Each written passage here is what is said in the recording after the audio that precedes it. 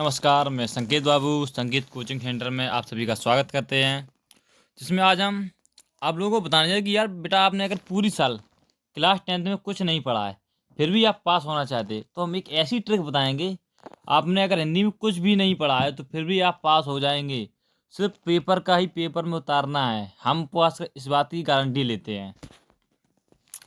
हमारा दिएगा समय 3 घंटे 15 मिनट, पूर्णांक 70 का है नोट। प्रत्येक 15 मिनट अभ्यर्थी को पढ़ मतलब जो पेपर में कॉपी मिल रही है कि 15 मिनट पहले पेपर मिल जाएगा, उसको सिर्फ आपको पढ़ना है और कुछ नहीं करना है।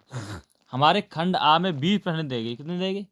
20 प्रश्न हमारे बहुविकल्प भी आएंगे। ये देखो दिया गया यहाँ पर खंड प्रश्न पत्र 2 खंड में आ और बाद में विभाजित ए और बी में।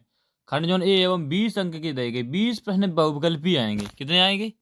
20 प्रश्न बहुविकल्प भी आएंगे। अगर उसमें आपको एक भी क्वेश्चन नहीं आ रहा है तो करना क्या है आपको? एक ये ट्रिक आजमानी है, हमने ये आजमाई है। एक्सपीरियंस कहता है कि आप 1 से लेके 5 तक ए में टिक लगा दें। 1 से लेके 5 क्वेश्चन तक ए में टिक लगा दें। इसके बाद 5 से लेके 10 तक बी में बी आप उतार दें। और 10 से लेके 15 तक आप सी उतार दें, यानी सी में उतार दें। जो क्वेश्चन उसका दिया गया आंसर उसका सी नंबर लगाएं, यानी गा नंबर। और 15 से 20 तक आप डी नंबर लगाएं। इसी ऐसे इसका मतलब ये थोड़ी उसमें माइनस मार्किंग तो नहीं है। आप अगर 1 से 5 तक ए लगाएंगे और 5 से 10 तक बी लगाएंगे और 10 से 15 तक सी और 15 से 20 तक अगर डी, ये 4 इस तरीके से भी अगर ऑप्शन लगाएंगे आप ने कुछ नहीं पढ़ा फिर भी आपके कम से कम इसमें 5 नंबर पक्के हो जाएंगे। 5 से ज़्यादा या 10 भी हो सकते हैं आपके। इससे मेरा खंड आ है जो वो हमारा पूरा हो जाएगा। 20 बहुविकल्पीय प्रश्न हमारे पूरे हो जाएंगे, जिसमें ग्रामर से कुछ उससे दिया गया है क्या, तो सभी आपके 20 प्रश्न यहाँ से निकल जाएंगे। मात्र आप 10 मिनट का वीडियो होगा, इससे आपको ये मान लो पूरी साल आपने नहीं पढ़ा लेकिन फिर भी हम आपको पास करा देंगे। खंड बा दिया गया है, निम्नलिखित पदांशों पर प्रश्नों के उत्तर दीजिए। देखो यहाँ पर 3 प्रश्न दिए गए, प्रत्येक प्रश्न 2-2 अंक का है। पहला प्रश्न है उपयुक्त गद्यांश का संदर्भ लिखिए। आपने कुछ नहीं पढ़ा है, किताब नहीं पढ़ी, तो आप इसका संदर्भ नहीं लिख पाएंगे क्योंकि उसको पाठ का नाम आपको याद नहीं होगा और लेखक का नाम नहीं होगा। और क्वेश्चन नंबर दूसरा दिया गया है रेखांकित अंश की व्याख्या। आपको कुछ नहीं आ रहा जिस सॉरी कुछ लाइनों पर यहाँ पर रेखांकित, जैसे कि ये लाइनें हैं, इतनी लाइनों पर रेखांकित है, ऐसी रेखा मिलेगी, उनके नीचे ऐसी लाइन होगी, उन अंशों की व्याख्या करनी। अगर उसमें आपको कोई मीनिंग अगर याद हो उस मीनिंग का आप अर्थ लिख सकते हैं, या फिर आप क्वेश्चन नंबर खंड बा को दूसरा का रेखांकित अंशों की व्याख्या डाल के आंसर में आप कुछ नहीं आ रहा आप वही चीज़ उतार दें। कुछ नहीं आ रहा रेखांकित अंश में आप वही चीज़ उतार दें, फिर भी आपको पूरे 2 के 2 नंबर मिल जाएंगे। एक दिया गया क्वेश्चन नंबर तीसरा, अंत होते हुए तुमको किसके भक्त बन जाओगे। अब अगर आप हिंदी पढ़ लेते हैं, आप अगर पूरा ये स्टंजा पढ़ेंगे आप, तो इस प्रश्न का उत्तर उसमें मेरा आपका मिल जाएगा, तो आपको यहाँ से 4 नंबर पक्के हो जाएंगे। तो खंड जिसमें दिया गया एक करना, अथवा ये जो इसमें से आपको जोन आ जाए उसमें से कर देना। ऐसी क्वेश्चन नंबर खा दिया गया है उनके 1500 पर प्रश्नों के अर्थ लिखो, यानी 3 प्रश्न देंगे, 2 उत्तर देने बाकी। तो पहलो का दो चरण कमाने 2 पदांश देंगे तुम्हें, तो पहलो फिर ठीक बा में सेम बा में आएगो। पदांश को संदर्भ आप लिख नहीं पाओगे, तो संदर्भ को आप काट दो, कोई दिक्कत नहीं, 2 नंबर नहीं मिलेंगे। क्वेश्चन नंबर रेखांकित अंश की व्याख्या, अगर आपको थोड़ा भी इतनी भी आ रही, इसी पर अंडरलाइन आएगी, इतनी जगह पे अंडरलाइन आएगी, तो इस अंश की व्याख्या लिखनी है आपको। तो आपको थोड़ा बहुत दिमाग में, चरण माने पैर होता है, कमल माने फूल होता है, कमल का फूल होता है, बंधो हरि, हम तो हरि माने क्या होता है, भगवान। तो ऐसे इसका अर्थ बना के लिख देना। आपके पेपर में कोई सी भी आ सकता है, जिस चीज़ की आपको मीनिंग याद हो वो मीनिंग वहाँ पर लिख दें, तो जिससे आपके 2 नंबर बिल्कुल पक्के हो जाएंगे आपके। और यहाँ पर क्वेश्चन दिया गया है तीसरा, ईश्वर की कृपा से क्या संभव है। ईश्वर की कृपा यानी एक क्वेश्चन उसमें भी दिया जाएगा आपके पेपर में, यही नहीं आएगा सेम। तो उसमें आप देखना कि जो इसमें क्वेश्चन दिया गया, जो आप इस स्टेंजा को पढ़ेंगे आप, तो उसमें इसका 2 नंबर का एक पक्का क्वेश्चन मिल जाएगा। तो आपके यहाँ से 4 4 8 5, 4 4 8 6 14 नंबर आपके पक्के हो गए। आपको पास होने के लिए मात्र 70 में 23 नंबर ले आना है। 23 से कम नहीं आने चाहिए, अथवा वाला नहीं छू करना है, सिर्फ आप 2 में से एक ही करना है। Hindi model paper high school दिया गया है, गद्यांशों में से किसी एक संदर्भ का हिंदी अनुवाद में शब्दों में कीजिए। यानी 3+1+3 1 है, यानी तो हमें यहाँ पर जो संस्कृत दिया जाए, संस्कृत है, ये 3 नंबर का इसका अर्थ है। कितने का? 3 नंबर का। आपको कुछ नहीं करना है इसमें, सिर्फ आपको विसर्ग और मात्राएं हलंत को हटाना है।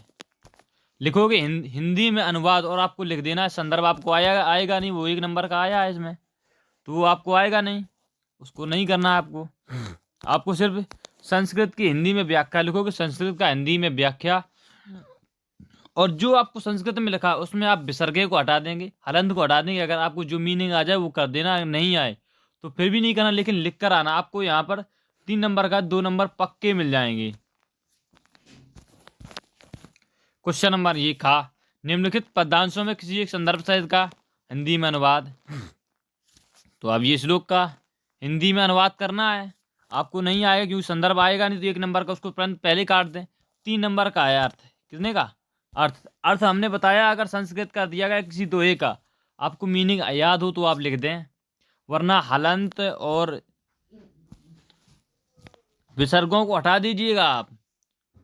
हलंत और विसर्गों को हटा दीजिएगा आप, फिर भी आपके नंबर यहाँ 3 में से 2 आ जाएंगे। ऐसे ही करके हमारे हिंदी में इंटर में 85+ नंबर है, उसमें कम से कम 88 नंबर है हमारी। अब यहाँ पर दिया गया, निम्नलिखित लेखकों में से किसी एक का जीवन परिचय लिखिए।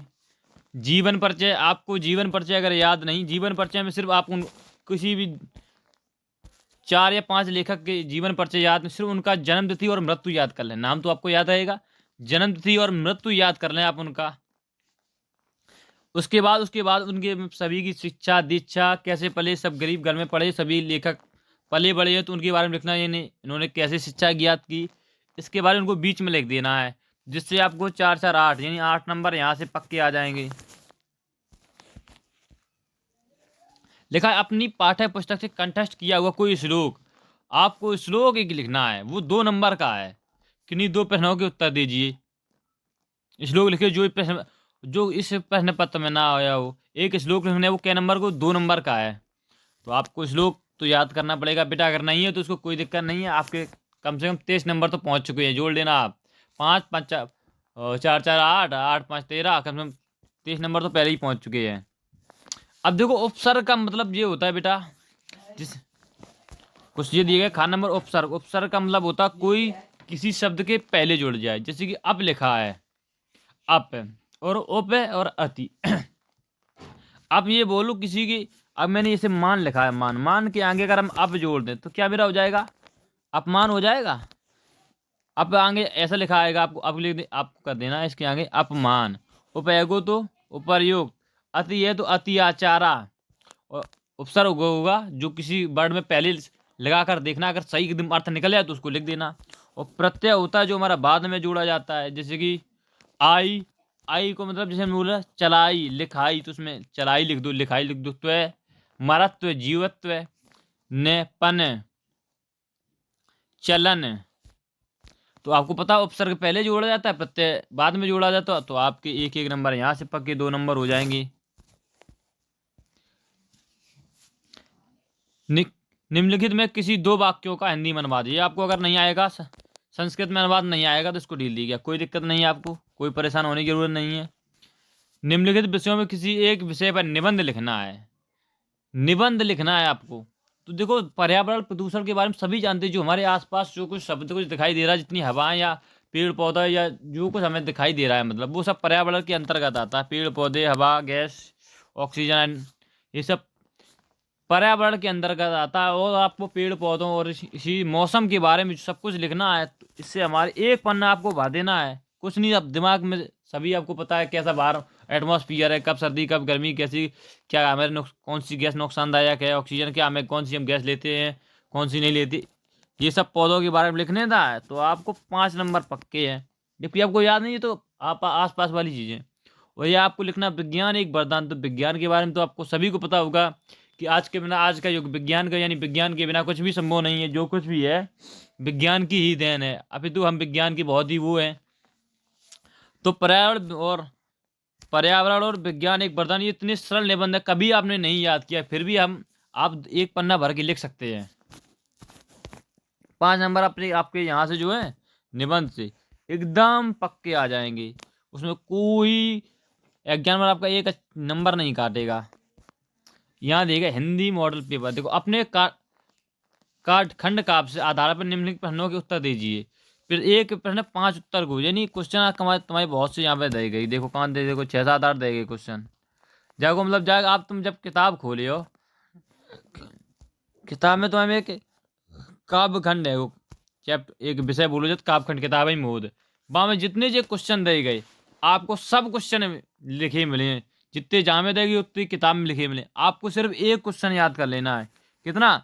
एक क्वेश्चन याद कर लो आप, कोई सा भी एक प्रश्न याद, एक कहानी याद कर लो यानी, और पेपर में वही लिख दें आप, क्योंकि जितनी किताब में होती है उतनी पेपर में आती हैं। तो आपको कोई एक कहानी याद करके यहाँ लिख देना है। उसको कहानी को थोड़ा बना के भी बढ़ा चढ़ा के एक पन्ना आपको भरना, जिससे आपके 5 नंबर पक्के बिल्कुल हो जाएंगे। ऐसे ऐसे हमने आपको पूरा पेपर समझा दिया। अगर यहाँ भी आपको कोई दिक्कत हो तो आप कोई कमेंट करके बता सकते हैं, या फिर मैसेज कर सकते हैं हमसे हमारे इंस्टाग्राम आईडी पर संकेत बाबू 998 पर। अगर भाई वीडियो पसंद आए तो वीडियो को लाइक ज़रूर करें। बहुत ज़्यादा मेहनत कर रहे हैं हम वीडियो बना कर, तो आपका भी सपोर्ट मिले थोड़ा सा। वीडियो पसंद हो लाइक करें, शेयर करें और चैनल को सब्सक्राइब करें और वीडियो को ज़्यादा से ज़्यादा शेयर करें।